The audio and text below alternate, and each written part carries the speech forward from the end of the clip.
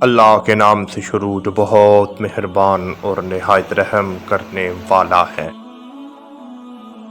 حضرت ابو بکر صدیق رضی اللہ تعالی عنہ نے ان کے والد حضرت اعظم رضی اللہ تعالی عنہ سے ایک پالان 13 درہم میں خریدا۔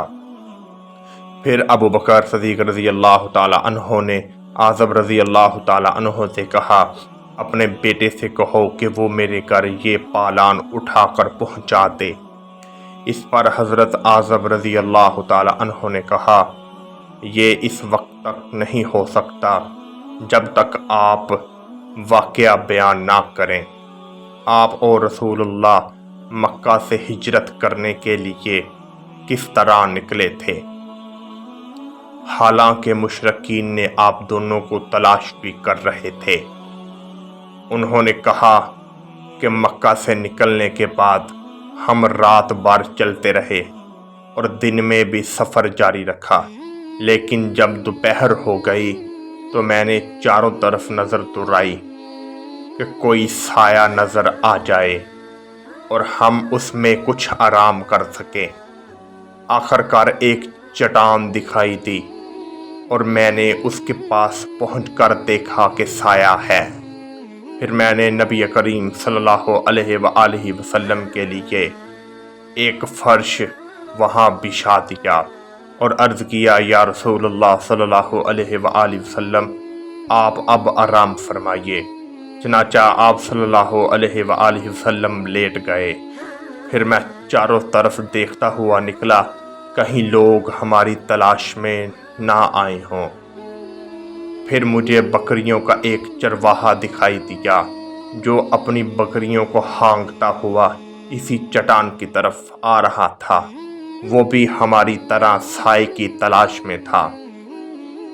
میں نے بڑھ کر اس سے پوچھا کہ لڑکے تو کس کا غلام ہے؟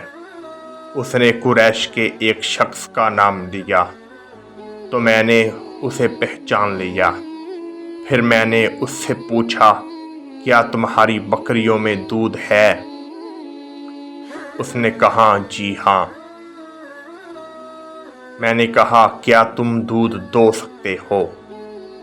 اس نے کہا، ہاں۔ چنانچہ میں نے اس سے کہا کہ اس نے اپنے ریوڑ کی ایک بکری باندھ دی۔ پھر میرے کہنے پر اس نے اس کے تھن کے غبار کو جھاڑا۔ اب میں نے کہا، اپنے ہاتھ بھی جھاڑ لے۔ اس نے یوں اپنا ایک ہاتھ دوسرے ہاتھ پر مارا اور میرے لیے تھوڑا سا دودھ دوہا۔ حضور صلی اللہ علیہ وآلہ وسلم کے لیے ایک برتن میں نے پہلے ہی ساتھ لے لیا تھا اور اس کے منہ کو کپڑے سے بند کر دیا۔ اس میں ٹھنڈا پانی تھا۔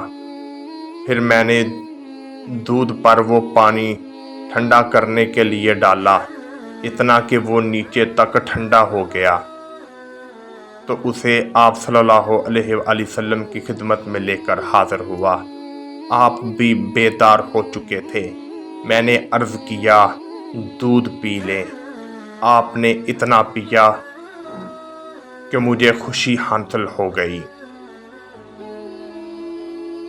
پھر میں نے عرض کیا کہ اب کوچ کا وقت ہو گیا ہے یا رسول اللہ؟ آپ نے فرمایا، ہاں، ٹھیک ہے، چلو۔ چنانچہ ہم آگے بڑھے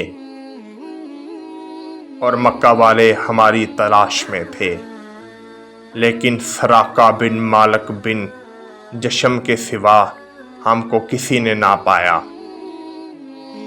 وہ اپنے گھوڑے پر سوار تھا۔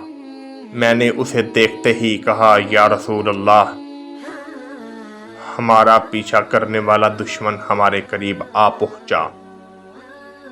آپ صلی اللہ علیہ وآلہ وسلم نے فرمایا، فکر نہ کرو، اللہ ہمارے ساتھ ہے۔